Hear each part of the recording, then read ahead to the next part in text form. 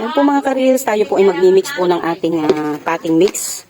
Ayan, meron na tayong coco peat. Nabili ko po yan sa online. Mura lang pero may kamahalan ang shipping fee.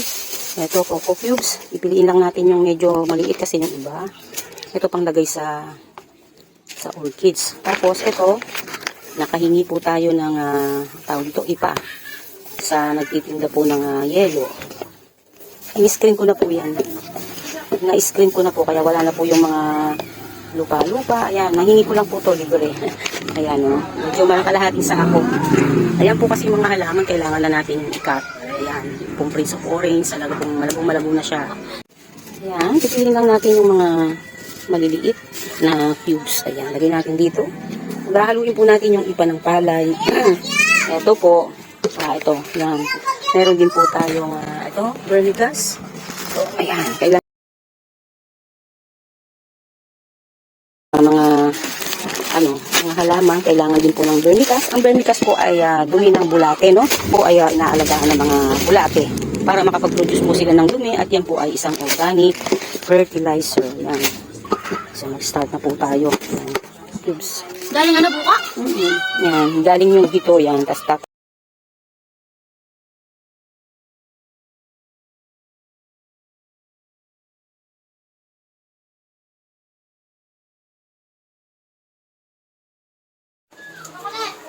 asan ko? Yan. Itong isa.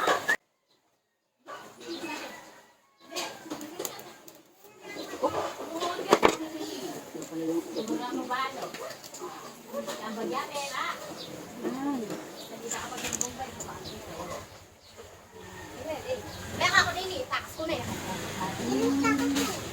Ako din eh, kami sa iyo na eh. Yan, kami na si Poon! Malamigan mo! Ay! Malamigan! Unas mo ano ba?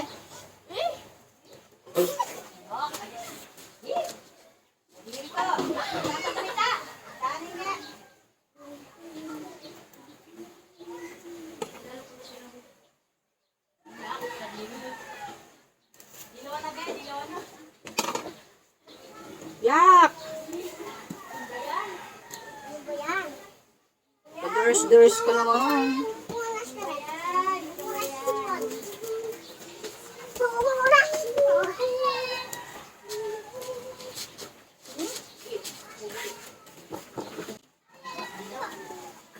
Huwag kasi kayo dyan, Jewel.